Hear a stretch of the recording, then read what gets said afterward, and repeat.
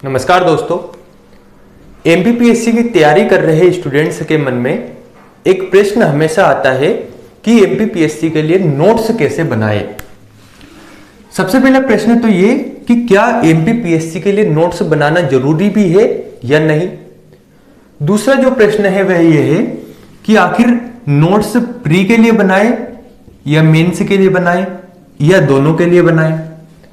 तो अगर ये डाउट आपका है तो ये वीडियो आपके लिए ही है और पूरा देखिए, तभी आप समझ पाएंगे।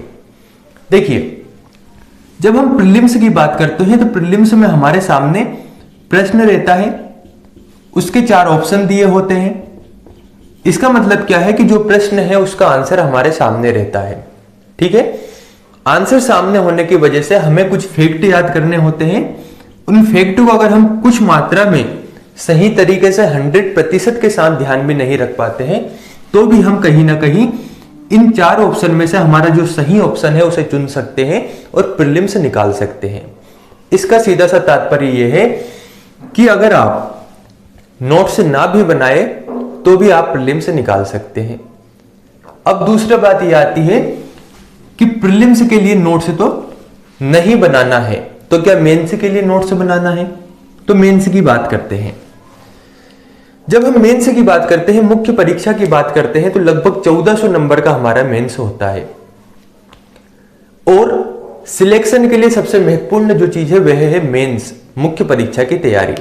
अब आप एक बात को समझिए, आपने प्रीलिम्स निकाल दिया, आपका मेंस का पेपर है और मेंस के पेपर के लिए निश्चित रूप पर अगर आपने प्रीलिम्स निकाला है तो आपको नॉलेज तो है, तभी आपका प्रीलिम्स निकला है।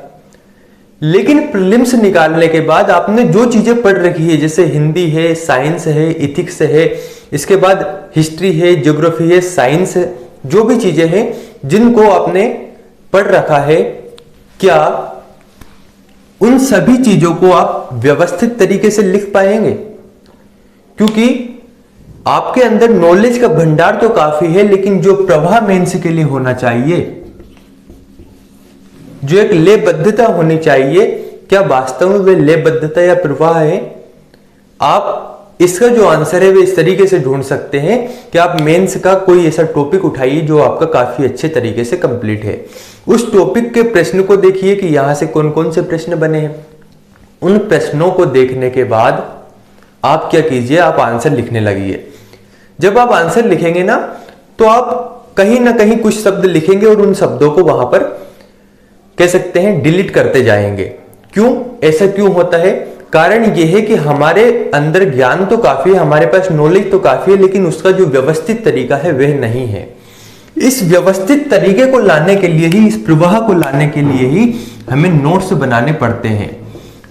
यानी जो बहुत सी चीजें हमें पढ़ रखी होती है उन्हें संक्षेप रूप में लिखना होता है, ताकि प्रीलिम्स के बाद मेंस के लिए जो समय बचता है वह समय काफी कम होता है। उस समय में हमें कंप्लीट पढ़ना भी होता है, रिवीजन भी करना होता है, तो हम वह भी कर सकते हैं। दूसरी जो चीज इससे हो सकती है वही है कि हम जैसा क्वेश्चन बनता है उसके लिए हम पहले से ही तैयार है। अब सबसे पहली बात यह आती है कि आखिर नोट्स बनाए कैसे जाते हैं। नोट्स बनाने का भी एक तरीका है, क्योंकि मान लीजिए कोई बुक है उसमें से आप नोट्स बनाने लगे तो फिर तो आप दूसरी बुक तैयार कर रहे हैं। तो नोट्स बनाने का एक तरीका होता है, उस तरीके को समझिए। पीएससी 10 शब्द, 50 शब्द और 200 शब्द में आपसे प्रश्न पूछती है। और जब आप पुराने पेपरों को देखेंगे तो पेपर के एनालिसिस करने से आपको यह समझ में आ जाएगा कि कौन से टॉपिक से 10 शब्द में, किस टॉपिक से 50 शब्द में और किस टॉपिक से 200 शब्द में प्रश्न बन सकते हैं। अगर आपने सही तरीके से एनालिसिस किया है तो आप इस बात को आसानी से समझ जाएंगे। तो सबसे पहले पेपरों का एनालिसिस कीजिए। अब मान लीजिए उदाहरण के लिए एक टॉपिक लेते हैं, एक बहुत सरल जो टॉपिक है, जैसे कि मान लेते हैं हड़प्पा सभ्यता। पीएससी की तैयारी करने वाले हर स्टूडेंट, जहां तक मैं जानता हूं, इस टॉपिक को आपने पढ़ रखा होगा। आपने बहुत अच्छे तरीके से इसको कंप्लीट किया। अब आपको क्या करना है, पुराने पेपरों को उठाना है और पुराने पेपरों को देखने के बाद ये समझना है कि हड़प्पा सभ्यता से ऐसे कौन कौन सी चीजें हैं जो 10 शब्द में पूछी जा सकती है। ऐसी कौन सी चीजें हैं जो आपसे 50 शब्द में पूछी जा सकती है, और वह कौन सी चीजें हैं जो 200 शब्द में पूछी जा सकती है। जब आप पेपर को काफी अच्छे तरीके से समझते हैं तब आप पाएंगे कि हाँ, ये बातें केवल 10 शब्द में पूछी जा सकती है। जैसे मान लीजिए हड़प्पा सभ्यता से किसी नगर के बारे में पूछा गया, मान लीजिए मोहनजोदड़ो के बारे में पूछा गया, तो निश्चित तौर पर 90% संभावना है कि मोहनजोदड़ो के बारे में अगर पूछा जाएगा तो वह प्रश्न पूछा जाएगा 10 शब्द में। ठीक है। अब मान लीजिए प्रश्न पूछा गया कि हड़प्पा सभ्यता की सामाजिक व्यवस्था का वर्णन कीजिए, तो आप निश्चित तौर पर मान सकते हैं कि वह 50 शब्द में पूछा जाएगा। अब मान लीजिए प्रश्न पूछा गया कि हड़प्पा सभ्यता के उद्भव के बारे में बतलाइए और किन कारणों की वजह से हड़प्पा सभ्यता का पतन हुआ, उन कारणों के बारे में बतलाइए, तो निश्चित तौर पर हो सकता है यह प्रश्न आपका 200 शब्दों में पूछा जाए। तो हमें प्रश्न की प्रकृति को समझना है और उसके अनुरूप नोट्स बनाना है। अब इससे होगा क्या कि जब आप ऐसे नोट्स बना लेंगे, ऐसे टॉपिक को कंप्लीट कर लेंगे, तो आपके पास एक प्रवाह या लेबद्धता से संबंधित नोट्स है और आपको वैसा ही लिखना है। लगभग 80% जो आपके एग्जाम में आता है, इतने लगभग आपको नोट्स बना लेने हैं।